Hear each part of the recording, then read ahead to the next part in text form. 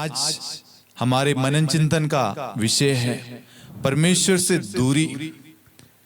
परमेश्वर से दूरी परिवार को तोड़ती है, और जब हम अपने परिवार को प्रभु के निकट लाते हैं तो हमारा परिवार जुड़ जाता है।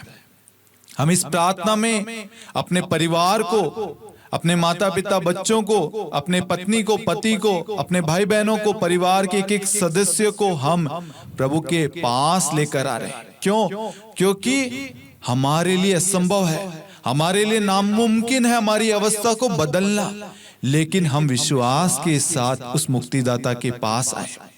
प्रभु का पवित्र वचन कहता है, संत मार्कुस अध्याय 9 वाक्यांश 23, विश्वास करने वालों के लिए सब कुछ संभव है। आज हम विश्वास के साथ प्रभु के पास में आए। हम जो प्रभु से दूर हो गए थे, जो राह से भटक गए थे, जो पाप में पड़ गए थे, जो धन दौलत शोहरत के अंदर सांसारिक चीजों में हम पड़ गए थे, और हमारे और परमेश्वर के बीच में एक दूरी आ गई। आज हम उस दूरी को भरने जा रहे हैं। आप सभी जानते हैं, जब एक दीवार में क्रैक आ जाता, दरार आ जाती है, तो हम सबसे पहले जो दरार आई हुई जगह उसको थोड़ा और खरोचते हैं, ताकि वहां से जो माल मटेरियल लगा हुआ है वो थोड़ा हटे, प्रॉपर तरीके से वहां पर मसाला लग जाए। जब हम इस प्रार्थना में भाग ले रहे हैं, वचन को सुन रहे हैं, तो क्या होगा?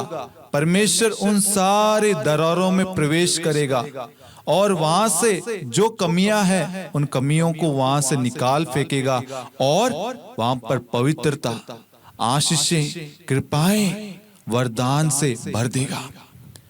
हमारे रिश्तों में जो गैप आ गया, जो दूरी आ गई, परमेश्वर आज इस प्रार्थना के द्वारा, अपने वचन के द्वारा भरने जा रहे हैं। प्रभु का पवित्र वचन संत मत्ती अध्याय 6 वाक्यांश 33 कहता है, तुम सबसे पहले ईश्वर के राज्य और उसकी धार्मिकता की खोज में लगे रहो। तुम सबसे पहले ईश्वर के राज्य और उसकी धार्मिकता की खोज में लगे रहो, बाकी चीजें तुम्हें यूं ही मिल जाएगी। क्या हम वास्तविकता में हम ईश्वर के राज्य की खोज में लगे रहते हैं? क्या हम अपने परिवार में परमेश्वर को समय देते हैं? क्या हम अपने परिवार में प्रार्थना को महत्व देते हैं? क्या हम चर्च रेगुलर जाते हैं? क्या हम अपने बच्चों को, अपने संतान को, अपने परिवार के सदस्यों को प्रभु के बारे में, प्रभु के प्रेम के बारे में, परिवार के बारे में, परिवार की एकता के बारे में, प्रेम के बारे में, क्या हम उनके साथ में बांटते हैं? नहीं, क्योंकि आज हम सब कहीं ना कहीं इतने व्यस्त हो गए, हमारे पास में समय नहीं है। हमें मालूम नहीं है स्वर्ग राज्य क्या है, परमेश्वर कौन से स्वर्ग राज्य के बारे में कह रहा है, उसके पीछे लगे रहो। मेरे प्यारे भाइयों और बहनों, प्रभु स्वयं परिवार में मनुष्य का रूप धारण करके एक बालक के रूप में आए, क्योंकि उद्धारक का परिवार में जन्म लेना आवश्यक है। इसीलिए प्रभु ने स्वयं एक बालक के रूप में परिवार में जन्म लिया, ताकि परिवार के द्वारा उद्धार हो सके। जब तक हम अपने परिवार के द्वारा उद्धार नहीं पाएंगे, परिवार के द्वारा विश्वास नहीं करेंगे, प्रार्थना नहीं करेंगे, ना तो समाज बदलेगा, ना हमारा परिवार, ना हमें मुक्ति प्राप्त होगी, ना हमारा उद्धार हो पाएगा। जब तक हमारे परिवार का उद्धार नहीं होगा, हमारा जीवन नहीं बदलेगा। हम वही पाप में, वही गंदे विचारों में, अश्लीलता में, नशे में पड़े रहेंगे। इसलिए ईश्वर का वचन कहता है, तुम सबसे पहले ईश्वर के राज्य और उसकी धार्मिकता की खोज में लगे रहो। जब तक हम अपने परिवार को समय नहीं देंगे, अपने परिवार के साथ बातचीत नहीं करेंगे, परिवार को समझेंगे नहीं, परिवार को प्रेम नहीं करेंगे, परिवार को एकजुट नहीं रखेंगे, परिवार को प्रभु के करीब नहीं लाएंगे, परिवार को प्रार्थना करना सिखाएंगे नहीं, तब तक आपके परिवार का उद्धार नहीं होगा। क्योंकि स्वयं प्रभु परिवार में जन्म लिया, ताकि परिवार के द्वारा उद्धार प्रकट हो सके। प्रभु के पास में एक धनी युवक आया। आप सभी ने धनी युवक के बारे में दृष्टांत सुना होगा। वह धनी युवक आके प्रभु को कहता है, गुरुवर, अनंत जीवन पाने के लिए क्या करना होगा? क्या रास्ता है? क्या तरीका है? क्या अनंत जीवन को मैं पैसों से, धन से खरीद सकता हूं क्या? एक सवाल है ये। आगे इसका जवाब हमें मिलता है। तो प्रभु कहता है, ईश्वर की आज्ञाओं का पालन करो। तो वो कहता है, मैं तो सारी आज्ञाओं का पालन करता हूं। तो प्रभु उसके हृदय को देखता है और प्रेम के साथ कहता है कि बेटा, तुझ में एक बात की कमी है, तुझ में एक बात की कमी है। उसके बाद में प्रभु कहता है, जाओ अपनी सारी धन संपत्ति जो है उसको बेचकर मेरे पास लौट आओ। जब प्रभु वचन के द्वारा, प्रार्थना के द्वारा परिवार के सदस्य एक दूसरे को समझाना चाहते हैं, कुछ गाइड करना चाहते हैं, मार्ग दिखाना चाहते हैं, उस वक्त हम उनकी बातों को ध्यान नहीं देते। हमें लगता है ये फालतू बातें हैं, ये सब फालतू है, प्रार्थना करने से क्या फायदा? प्रार्थना करने से अच्छा मैं खेल लेता हूं, घूम लेता हूं, मोबाइल चला लेता हूं, चलो मूवी देखने चल जाता हूं, या दोस्तों के साथ में पार्टी कर लेता हूं, या प्रार्थना का समय होता है उस वक्त थोड़ा लेट चल जाता हूं, अभी पत्नी प्रार्थना कर रही होगी, या बच्चे, या परिवार के मुखिया, किसी में सोच आती है ऐसी, उनको प्रार्थना एक बोझ लगती है। क्यों? क्योंकि उन्होंने उस प्रार्थना की शक्ति को, उसके सामर्थ्य को समझा नहीं। इसकी वजह से हमारे रिश्तों में, हमारे परिवार में दूरियां आ गई है। वह दूरी जो उस धनी युवक के जीवन में थी, उसके जीवन में वो कहता है, मैं सारी आज्ञाओं का पालन करता हूं। लेकिन जब प्रभु बड़े प्रेम के साथ उसको देखते हैं, तब प्रभु कहता है, तुम में एक बात की कमी है। वो कमी आज हम सबको मालूम है। प्रभु हम सबको कहता है, बेटा और बेटी, तुम में एक बात की कमी है। तुम्हारे परिवार टूटने के पीछे एक कमी है, तुम्हारे रिश्तों में दरार आने के पीछे एक कमी है, तुम्हारी प्रार्थनाओं का उत्तर नहीं मिल रहा उसके पीछे एक कमी है, तुम्हारे बच्चे बिगड़ने के पीछे कारण है, एक कमी है। वो कारण तुम जानते हो। आज तुम्हारा पति तुमसे बात नहीं करता, उसके पीछे कमी है। तुम्हारे रिश्तों में विश्वास नहीं है, संदेह है, घमंड है, अहंकार है, अभिमान है, क्रोध है, नफरत है, ईर्ष्या है, बैर है, उसके पीछे एक कारण है, कमी है। हमने बीते 8 दिन समझा परिवार में समय की कमी, परिवार में समय की कमी की वजह से परिवार बिखर रहा है, बातचीत की कमी की वजह से परिवार बिखर रहा है, क्रोध और अहंकार की वजह से, अभिमान की वजह से, स्वार्थता की वजह से परिवार बिखर रहा है, आभार प्रकट नहीं करते, अनुशासन की कमी, प्रभु की शिक्षाओं की, परमेश्वर के वचन की कमी के कारण आज हम सब बिखर रहे हैं, टूट रहे हैं, लड़खड़ा रहे हैं। आज ईश्वर हमें एक नया अवसर, एक सुंदर मौका देता है। हम उस धनी युवक के समान हम प्रभु के पास जाते हैं, लेकिन जब प्रभु हमें वचन और प्रार्थना के द्वारा समझाना चाहता है, उस वक्त हम अपने हृदय को बंद कर लेते हैं, द्वार को क्लोज कर लेते हैं। जब तक हम उस द्वार को खोलेंगे नहीं, प्रभु प्रवेश नहीं कर पाएगा, वचन प्रवेश नहीं करेगा, हमारे विश्वास में बढ़ोतरी नहीं होगी, और विश्वास नहीं बढ़ेगा तो हमारे जीवन में बदलाव नहीं आएगा। इसलिए प्रभु का पवित्र वचन कहता है, मार्कुस 9:23, विश्वास करने वालों के लिए सब कुछ संभव है।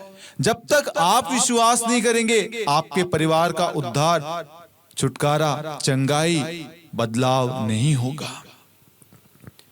प्रभु का पवित्र वचन हम सबको समझाता है। सन्मति अध्याय 13 वाक्यांश 22 के अंदर वहां पर प्रभु का पवित्र वचन कहता है, जो कांटों में बोया गया है ये वह है जो वचन सुनता है, परंतु संसार की चिंता और धन का मोह वचन को दबा देता है और वह फल नहीं लाता। वचन कहता है जो कांटों में बोया गया है ये वह जो वचन सुनता है, परंतु संसार की चिंता और धन का मोह वचन को दबा देता है। आज हम सब देखते हैं हमारा परिवार किस ओर जा रहा है। हम सब आधुनिक युग में भाग रहे, दौड़ रहे हैं। हमारे पास में एक दूसरे के लिए समय नहीं है। माता पिता से, बच्चों से, पत्नी से, पति से, भाई बहनों से, आस पड़ोसियों से बात किए हुए कितना समय हो गया, हमें यह भी नहीं मालूम कि वो यहां है या नहीं। यहां पर हम वचन देखते हैं, संसार की चिंता, संसार की आवश्यकता, धन का मोह हमारे जीवन में वचन को दबा देता है और उसकी वजह से क्या होता है, वह फल नहीं लाता। हम प्रार्थना करते हैं लेकिन प्रार्थना में वचन नहीं है। हम प्रार्थना करते हैं लेकिन प्रार्थना में विश्वास नहीं है। हम विश्वासी है, हम मसीह है लेकिन चर्च नहीं जाएंगे। हम विश्वासी है, मसीह है लेकिन हम क्षमा नहीं करेंगे।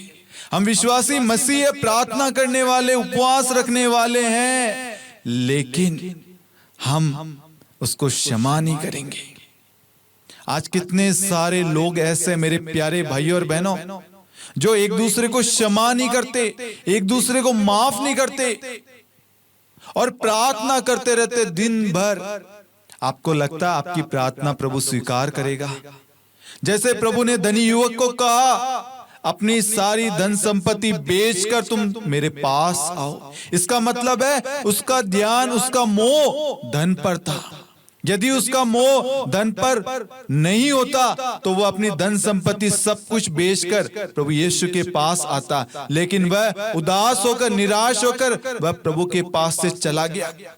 उसने वह आशीष, वह कृपा, वह वरदान, वह उद्धार, वह मुक्ति सब कुछ छोड़कर वह चला गया, क्योंकि उसे लगा कि प्रभु की जरूरत नहीं है, मेरे पास धन है और धन से सब कुछ हो जाएगा। आज यही गलतफहमी हम सबको डुबा रही है, हमारे परिवार को तोड़ रही है। पति पत्नी कामकाज में इतने व्यस्त हो जाते हैं, धन के पीछे इतने खो जाते हैं, अपने परिवार में क्या चल रहा है, बच्चे किस राह पर है, बच्चे क्या सीख रहे हैं, उन्हें मालूम नहीं है। आज हम देखते हैं माता पिता बच्चों के बीच में कितना क्लेश हो रहा, मनमुटाव है। माता पिता रो रहे हैं, बच्चे बिगड़ गए, बच्चे भटक गए, बच्चे नशे में पड़े हैं। एक बार आप अतीत पर मनन चिंतन करना, अतीत की ओर मुड़ना और ध्यान देना, बच्चों के बिगड़ने के पीछे कारण क्या है। जब बच्चों को माँ बाप की जरूरत थी, उनके साथ की, उनके समय की, उनके स्पर्श की, उनके प्रेम की, तब आपके पास में उनके लिए समय नहीं था। तब आप दोनों पति पत्नी काम में इतने व्यस्त हो गए थे, बच्चे को किसी और के हाथों में सौंप गए थे। इस वजह से माता पिता बच्चों के बीच में एक ऐसी दूरी आ गई जिसे हम मनुष्य भर नहीं सकते, उस दूरी को कम नहीं कर सकते। अगर ये दूरी कोई कम कर सकता, हटा सकता है तो वो है प्रभु यीशु। इसलिए प्रभु का पवित्र वचन प्रेरित चरित अध्याय 16 वाक्यांश 31 कहता है, आप प्रभु यीशु में विश्वास कीजिए। जब तक आप अपने परिवार में प्रार्थना शुरू नहीं करेंगे, एक मत एक हृदय होकर परिवार में प्रार्थना का आरंभ नहीं करेंगे, आप परिवार में प्रभु के वचन का बीज नहीं बोएंगे, अपने विश्वास को प्रकट नहीं करेंगे, परिवार को प्रेम नहीं करेंगे, परिवार को समय नहीं देंगे, परिवार से बातचीत नहीं करेंगे, आपके परिवार में किसी प्रकार का बदलाव नहीं होगा। सबसे पहले हमें अपने घमंड, अपने स्वार्थ, अभिमान को साइड में करना है। प्रभु हम सब पर दया करना चाहता है। प्रभु को हम पर दया आ रही है। प्रभु हमारे जीवन को बदलना चाहता है। प्रभु जानता है हम भटकी हुई भेड़ है, हमारे पास में कोई न चरवाहा है जो हमारे लिए प्रार्थना करे, ना हमारे पास में कोई चरवाहा है, ना कोई मध्यस्थ प्रार्थना करने वाला, सही गलत की शिक्षा देने वाला कोई व्यक्ति नहीं है। मेरे प्यारे भाइयों और बहनों, जब हम सन्मति अध्याय 13 वाक्यांश 22 में देखते हैं कि धन और संसार की चिंताएं परिवार में वचन को दबा देती है। आज आपके जो समय, जो आपका परिवार का जो समय, वो आज आप परिवार को नहीं देंगे ना, तो कल आपका परिवार टूटेगा, ये अवश्य टूटेगा। आपके बच्चों में निराशा आएगी, क्रोध आएगा, जलसी आएगी, नफरत करेंगे वो, क्योंकि उन्हें धन की नहीं बल्कि आपकी जरूरत है। आज हम सब प्रभु से दूर हैं, प्रभु से कोसों दूर है, क्योंकि हमने सांसारिक चीजें, धन के प्रति इतना मोह बना लिया है कि हमें प्रभु का वचन समझ में नहीं आता, उसकी जरूरत ही नहीं है। जैसे एक डायलॉग है, अपनी प्रभु है। आज हम सब प्रभु बन गए हैं, हमें ईश्वर की, प्रभु यीशु की जरूरत ही नहीं है। हम सब ज्ञाता बन गए, हम सब वचन के श्रोता बन गए। कोई भी पालन करता बनना नहीं चाहता, कोई भी प्रार्थना सुनना, विश्वास करना, प्रार्थना का बीज परिवार में बोना कोई नहीं चाहता। इसलिए हमारे जीवन में टकराव है, नफरत है, दरार है, परेशानी है। आज ईश्वर हमें अपने पवित्र वचन सुक्ति ग्रंथ अध्याय 14 वाक्यांश 12 के द्वारा हमें समझाना चाहता है, बताना चाहता है।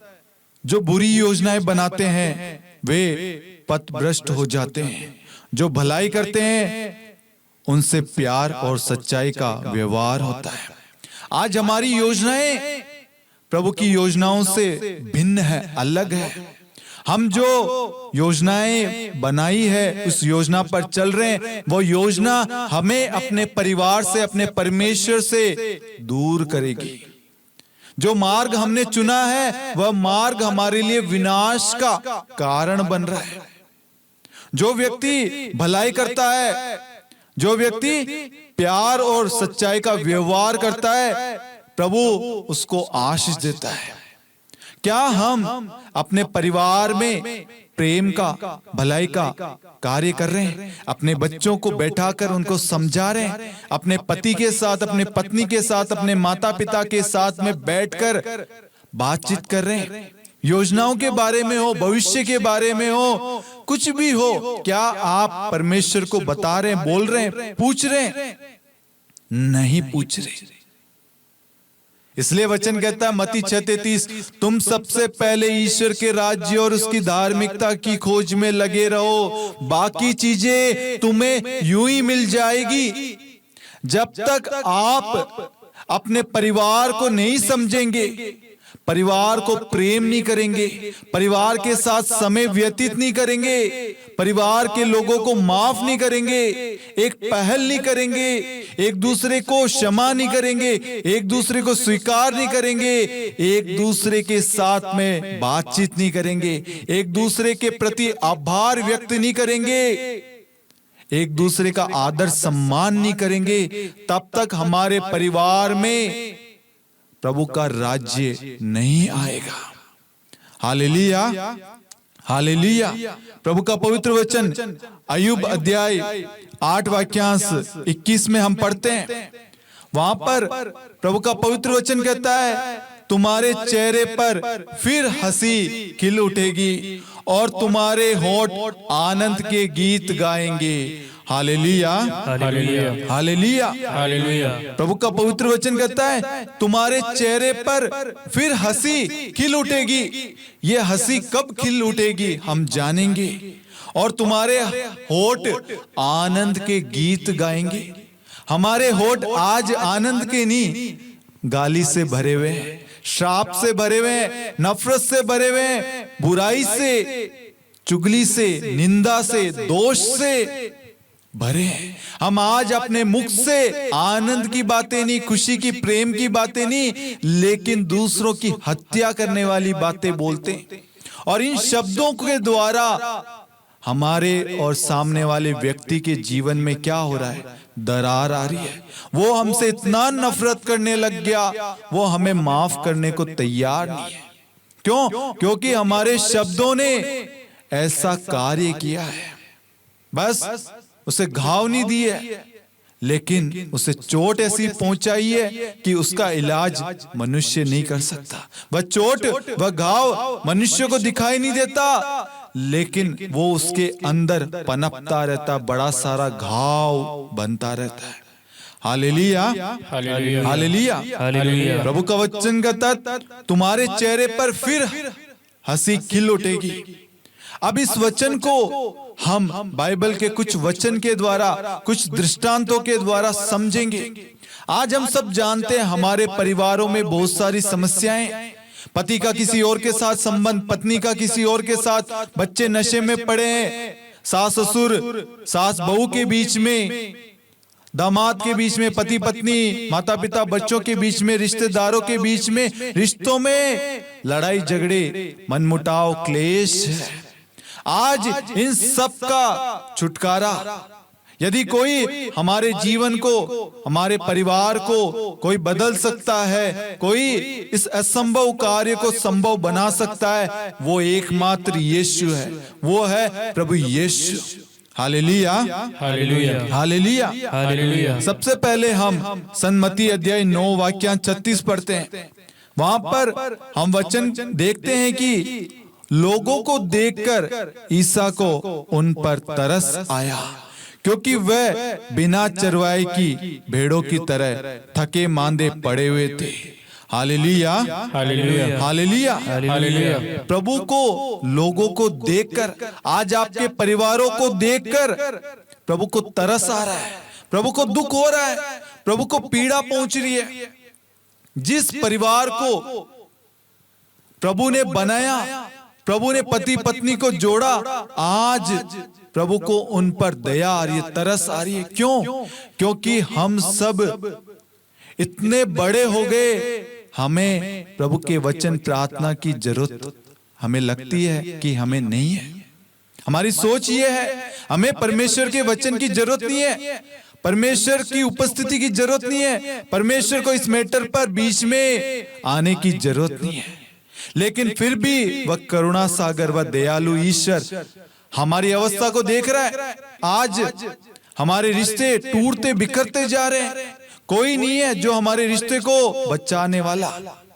इसलिए प्रभु आज हमारी अवस्था को, हमारे चेहरे को, हमारे परिवार को देखकर प्रभु को तरस आ रहा है, क्योंकि वह बिना चरवाए की भेड़ों की तरह थके मांदे पड़े हुए, हारे हुए, टूटे हुए हैं, परेशान है, बिखरे हुए हैं।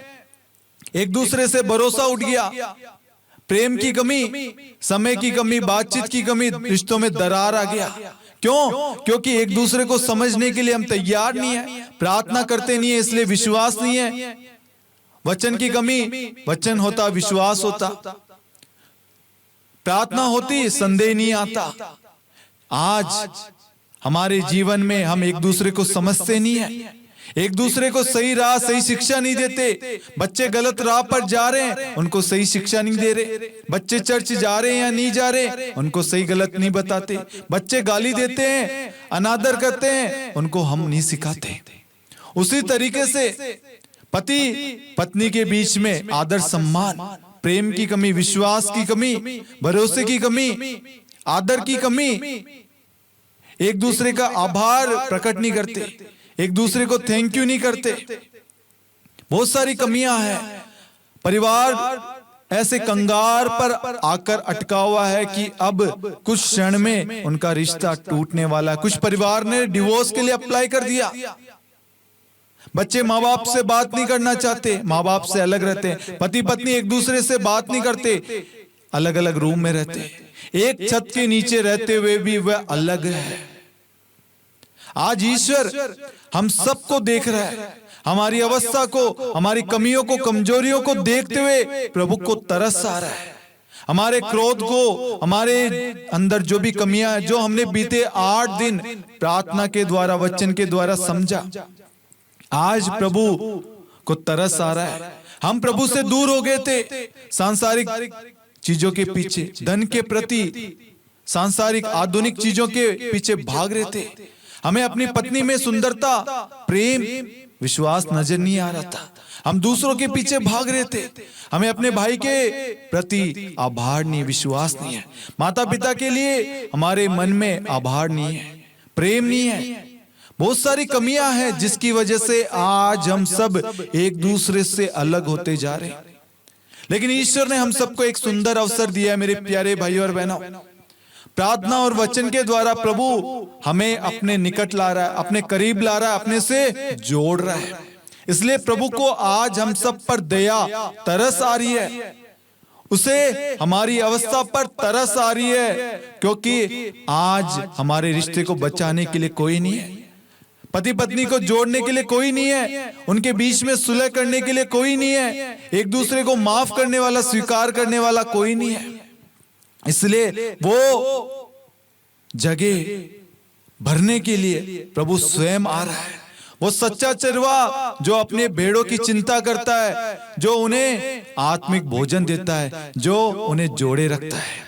इस वचन के द्वारा हम देखते हैं, क्योंकि वह बिना चरवाए की भेड़ों की तरह थके मांदे पड़े हुए हैं। प्रभु जानता है आज हमारी अवस्था कैसी है, हमारे रिश्ते, हमारे परिवार कैसे हैं, हमारे पति पत्नी, माता पिता, बच्चे, भाई बहन कैसे हैं। ईश्वर से कुछ भी नहीं छिपा।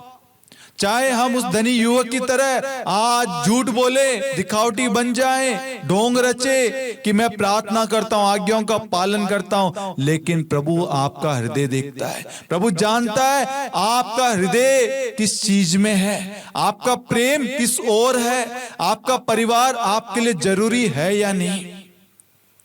इसलिए ईश्वर आज हम सब पर दया करना चाहता है, क्योंकि हम सब बड़े विश्वास के साथ आंसू बहाते हुए, अपने पापों को स्वीकार करते हुए हम प्रभु के पास आए।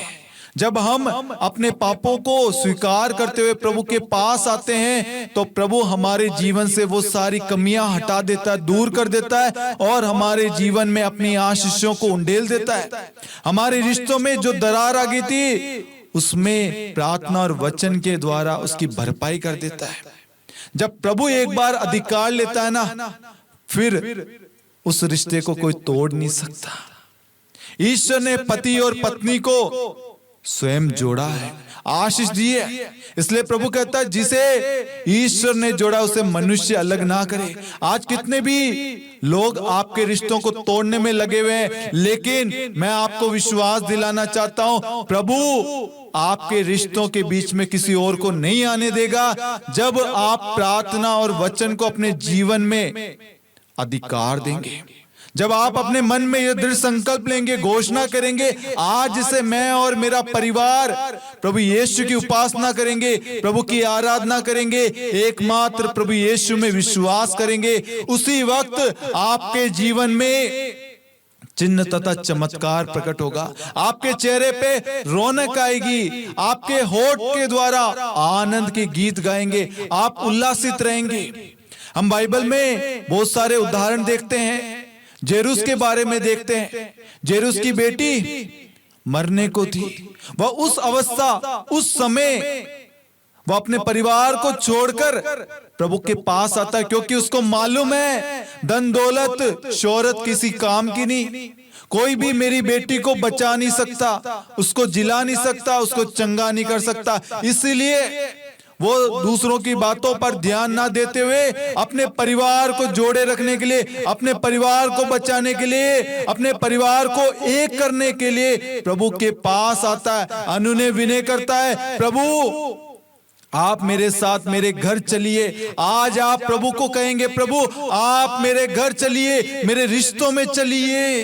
प्रभु आपके जीवन में आएगा। जब उसने कहा, प्रभु उसके साथ चला और बीच रास्ते में कुछ लोग आकर कहे कि गुरुवर को परेशान मत करो, आपकी बेटी मर गई है। आज ऐसे बहुत सारे लोग आपके जीवन में आएंगे, जब आप प्रार्थना करेंगे, परिवार के लिए समय देंगे, चर्च जाएंगे, बहुत सारे लोग शैतान का रूप लेकर आएंगे।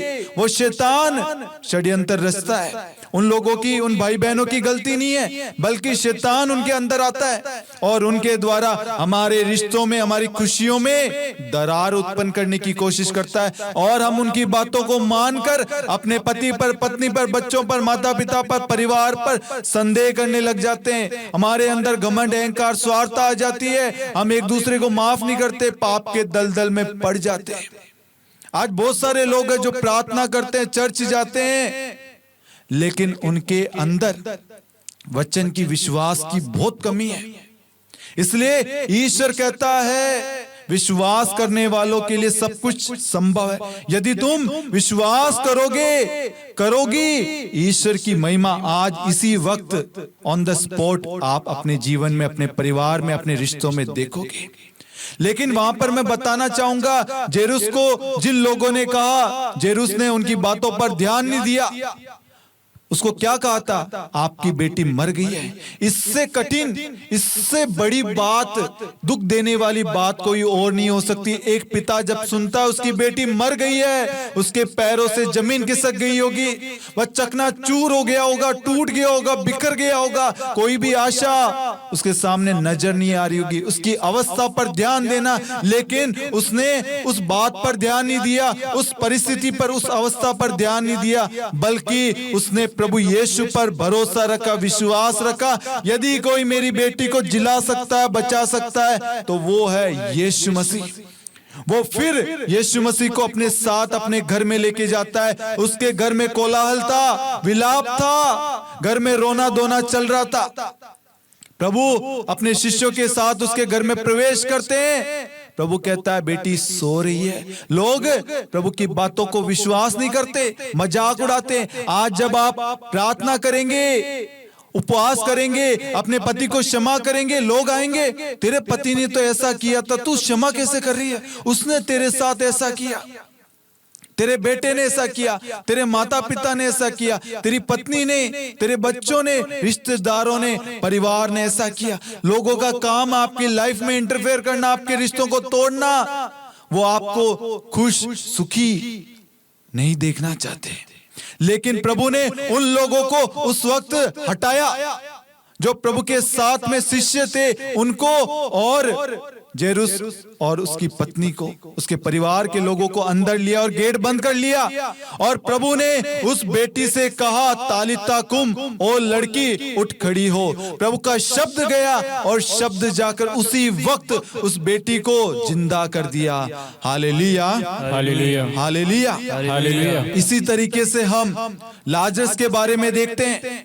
4 दिन से कब्र में पड़ा हुआ था, उसके शरीर से बास आ रही थी, बदबू आ रही थी। कोई भी ये सोच नहीं सकता था कि ये अब जिंदा पुनः हो जाएगा। उसकी बहन कहती है, यदि प्रभु यीशु आप यहाँ होते तो मेरा भाई नहीं मरता। आज हमारा विश्वास भी यही है। हम भी उस बहन की तरह विश्वास करते, प्रभु आज आप यहाँ होते। प्रभु आज नहीं, कल, अभी, हर पल, अनंत काल तक वो हमारे साथ है। हमें वो जगह, वो विश्वास, वो अधिकार देने की जरूरत है।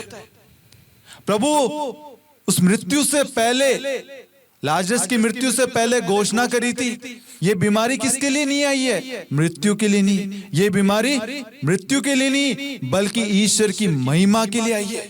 ये होना उचित है।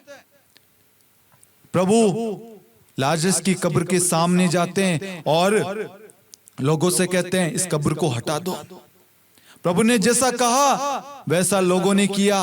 प्रभु का शब्द गया, उस मुर्दे लाजरस के अंदर पुनः प्राण आ गए, क्योंकि प्रभु ने हमारी नथनी में प्राण वायु फूकी है। प्रभु का पवित्र वचन स्तोत्र ग्रंथ अध्याय 107 वाक्य 20 कहता है, ईश्वर ने अपनी वाणी भेजकर उन्हें स्वास्थ्य लाभ प्रदान किया और कब्र से उनका उद्धार किया। प्रभु एक शब्द बोलेगा, आपका परिवार, आपका रिश्ता पुनः एक हो जाएगा। आपके रिश्ते में जितनी भी दरार थी वह सब भर जाएगी यीशु मसीह के नाम से। Hallelujah, hallelujah, hallelujah. हालेलुया। एक कनानी स्त्री अपनी बेटी के लिए प्रार्थना करती है, अपने बच्चे के लिए प्रार्थना करती है जो शैतान के वश में है। उससे उसका दुख नहीं देखा जाता, रोती कलपती हुई प्रभु के पास जाती है, अनुनय विनय करती है, प्रभु मेरी बच्ची को बचा ले, मेरे बच्चे को बचा ले।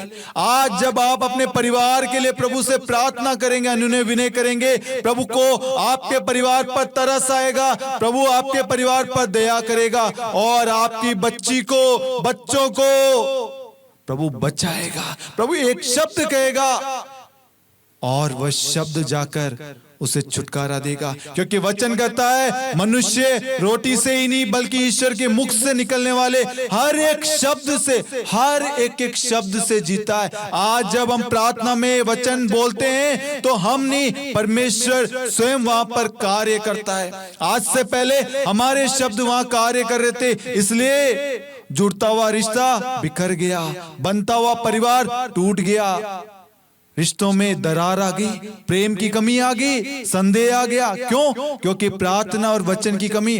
प्रार्थना परिवार को जोड़ती है, विश्वास परिवार को आगे बढ़ाता है, उसकी नींव को मजबूत रखता है। जब हमारे बड़े बुजुर्ग माता पिता प्रार्थना को महत्व देंगे, अपने बच्चों को सिखाएंगे, परिवार में प्रार्थना के बारे में बताएंगे, रेगुलर चर्च जाएंगे, अपने विश्वास को प्रकट करेंगे, बच्चे परिवार के लोग वही सीखेंगे और फिर क्या होगा? उनकी भी नींव प्रभु में मजबूत रहेगी। हम देखते हैं जिनका घर चट्टान पर बनाया गया है, बिजली कड़की, बारिश हुई, पानी गिरा, लेकिन पानी टकरा कर चला गया, लेकिन मकान को, उसमें रहने वाले लोगों को कुछ नहीं हुआ। ये वे लोग हैं जो वचन पर, ईश्वर की आज्ञाओं पर चलते हैं। और कुछ लोग जो प्रभु के वचन पर ध्यान नहीं देते, जो दूसरों को क्षमा नहीं करते, माफ नहीं करते, मौका नहीं देते, परिवार को समय नहीं देते, परिवार को समझते नहीं है, एक दूसरे का आदर सम्मान नहीं करते, एक दूसरे की इज्जत नहीं करते, ये वे लोग हैं जिन्होंने बालू मिट्टी पर अपना घर बनाया। बारिश आई, पानी गिरा और क्या हुआ? उनके घर को ढहा कर ले गई। आज ऐसे ही बहुत सारे लोग हैं जो बालू मिट्टी पर घर बनाया हुआ, जिनकी नींव मजबूत नहीं है, उनके रिश्तों में वचन नहीं है, प्रार्थना नहीं है, प्रभु यीशु उनके रिश्तों में विराजित नहीं है। इसकी वजह से उनके रिश्ते बिखर रहे हैं। हम उस जक्कैयुस के बारे में देखते हैं, वो एक चुंगी लेने वाला था, एक पापी था, लेकिन उसको मालूम चला कि प्रभु इस राह से आने वाले हैं, तो वो एक पेड़ पे चढ़ गया। उसका कद छोटा था, लेकिन उसके अंदर एक चाह थी, इच्छा थी प्रभु को देखने की। उसने कभी नहीं सोचा कि प्रभु का ध्यान मेरी ओर होगा, प्रभु मेरी ओर मुड़ेंगे। लेकिन प्रभु उस राह पर चलते हुए उसकी ओर देखते हैं और कहते हैं, आज मुझे तुम्हारे घर ठहरना है। सिर्फ प्रार्थना करने से, वचन बोलने से कुछ नहीं होगा, हमें उसका पालन करना होगा। जैसे प्रभु ने जक्कैयुस से कहा, नीचे उतराओ, मुझे तुम्हारे घर पर ठहरना है। वह उतरा और अपने घर में प्रभु को लेकर गया। और प्रभु ने क्या कहा? आज इस घर में मुक्ति का आगमन हुआ है। वह मुक्ति है यीशु मसीह। जहां पर यीशु मसीह होता है वहां पर पाप कार्य नहीं करता। संदेह, घमंड, स्वार्थ, अभिमान, ईर्ष्या, बैर, नफरत काम नहीं करता। जैसे प्रभु उसके जीवन में आया, उसका पाप में जीवन बदल गया, उसके परिवार में मुक्ति आ गई। वह कहता है, मैंने जिनको भी लौटा, जिनके साथ में धोखाधड़ी की है, मैं उनको चौगुना लौटा दूंगा। देखिए प्रभु के आने से कितनी खुशियां आ गई। पहले भी उसके जीवन में सब कुछ था ना, बस एक चीज की कमी थी, वो थी प्रभु की उपस्थिति की, प्रभु की कमी। आज हम सब प्रार्थना करने वाले लोग प्रार्थना के मर्म को, वचन के सामर्थ्य को नहीं समझते। हमें लगता है वचन क्या करेगा। मेरे प्यारे भाइयों और बहनों, प्रभु का पवित्र वचन कहता है, मेरी वाणी मेरे मुख से निकलकर व्यर्थ मेरे पास नहीं लौटती है। वह मेरा उद्देश्य, जिस उद्देश्य के लिए वचन को भेजा गया है, वह उद्देश्य पूरा करके ही वह मेरे पास लौटती है। आज से पहले आपने प्रार्थनाओं में वचन बोला, वचन को भेजा, लेकिन आपने विश्वास नहीं किया। जक्कैयुस की तरह, जेरुस की तरह आपने विश्वास नहीं किया। शतपति अपने नौकर को बचाने के लिए, क्योंकि वो बीमार था, एक शतपति को क्या लेना देना उसका नौकर। रिश्ता देखिए, आज क्या आप अपनी पत्नी के लिए, पति के लिए, बच्चे के लिए, माता पिता, परिवार के सदस्यों के लिए, परिवार की एकता के लिए प्रभु से प्रार्थना करते हैं? सोचिए मेरे प्यारे भाई और बहनों, अपने बच्चों के आश्रम भविष्य के लिए, उनके रिश्तों के लिए, उनके अच्छे स्वभाव के लिए, प्रेम के लिए, क्या आप प्रभु से प्रार्थना करते हैं? सोचिए। हम देखते हैं शतपति प्रभु के पास जाता है, अपने कुछ सैनिकों को लेकर प्रभु के पास जाता है और प्रभु के समक्ष घुटने टेकर अनुनय विनय करता है, प्रभु मेरा नौकर बीमार है। प्रभु कहता है चलो। प्रभु हर जगह चलने के लिए तैयार है, हर अवस्था में साथ देने के लिए तैयार है। प्रभु ये नहीं देखता ये पापी है या धर्मी, प्रभु सबको प्रेम करता है। लेकिन हम लोग भेदभाव करते हैं, ये पापी है, ये धर्मी है, ये गलत, ये सही, मैं सही, वो गलत, मैं क्षमा नहीं करूंगा, मैं नहीं झुकूंगा, मैंने जो बोल दिया, मैंने जो डिसीजन ले लिया, मैं जो कर रहा हूं वो सही, मुझे तेरी जरूरत नहीं है। पति पत्नी को आज लगता है एक दूसरे के प्रति बोझ है। शादी से पहले आप दोनों एक दूसरे को समझते थे, प्यार करते थे, एक दूसरे की वैल्यू थी, आदर सम्मान था, एक दूसरे के लिए जीने मरने के लिए कसमें खाई थी। आज आपके रिश्तों में क्या हो गया? आज प्रार्थना, विश्वास, वचन की सख्त कमी की वजह से आपके रिश्तों में दरार आ गई। अब आप जिस चेहरे की तारीफ करते थे, जिस दिल के बारे में, जिसकी उपस्थिति के बारे में बोला करते थे, आज आपको उसी से नफरत होगी। क्यों? इंसान वही, दिल वही, बदला क्या? सोच। हमें अपनी सोच को बदलना है, अपनी दृष्टि हमें प्रभु पर लगाना है। प्रभु का पवित्र वचन कहता है प्रभु की ओर दृष्टि लगाओ, तुम आनंदित होगे, तुम फिर कभी निराश नहीं होगे। प्रभु की ओर दृष्टि लगाओ। प्रभु कहता है मेरी ओर दृष्टि लगाओ। जक्कैयुस ने, जेरुस ने प्रभु की ओर दृष्टि लगाई, शतपति ने प्रभु की ओर दृष्टि लगाई।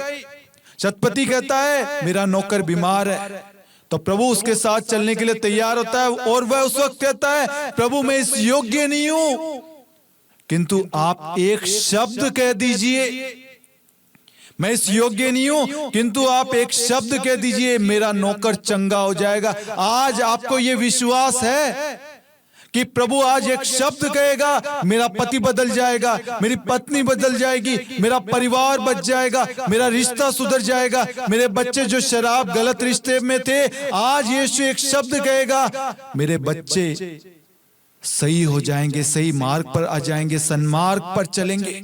आज से पहले आपको लगता था आपकी शादी नहीं होगी, आपके बच्चे नहीं होंगे, आपका रिश्ता अब जुड़ नहीं पाएगा, एक दूसरे को स्वीकार करने के लिए तैयार नहीं थे।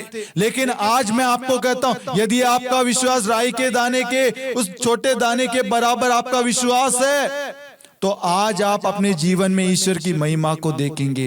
Hallelujah, hallelujah, hallelujah, hallelujah. क्या हुआ? शतपति ने कहा प्रभु एक शब्द कह दीजिए। इसका मतलब परमेश्वर के वचन में कितना सामर्थ्य है, शक्ति है, बल है, हर एक वचन में कितना सामर्थ्य है, समझिए। और शतपति प्रभु के पास, उसका नौकर उसके घर में, देखिए परमेश्वर का वचन कहीं पे भी कार्य कर सकता है। उसको बस घोषणा करने की जरूरत है, विश्वास करने की जरूरत है।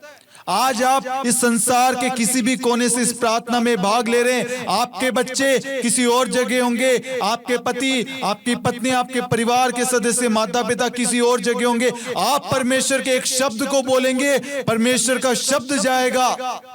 उस वक्त आपका विश्वास क्या है वो जरूरी है। शतपति ने विश्वास किया, प्रभु आप एक शब्द कहेंगे मेरा नौकर चंगा हो जाएगा। उसी तरीके से आप विश्वास करेंगे, आपके रिश्ते में मिठास आएगी, आपके चेहरे पे रौनक आएगी, आपके होठों के द्वारा प्रभु के आनंद के गीत आप गाएंगे, परिवार में प्रेम की बातें होंगी, शांत वातावरण होगा, कृपाएं आशीष होगी, सारी लड़ाई झगड़े क्लेश प्रभु दूर कर देगा।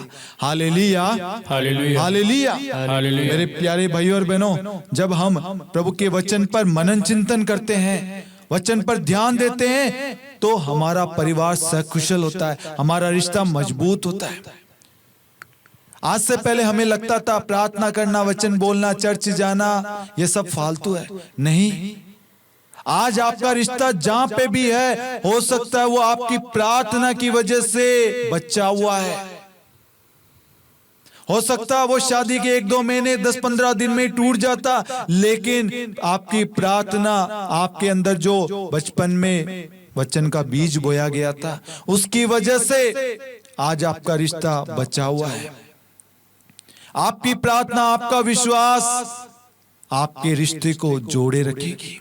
इसलिए मेरे प्यारे भाइयों और बहनों, प्रभु पर भरोसा रखें।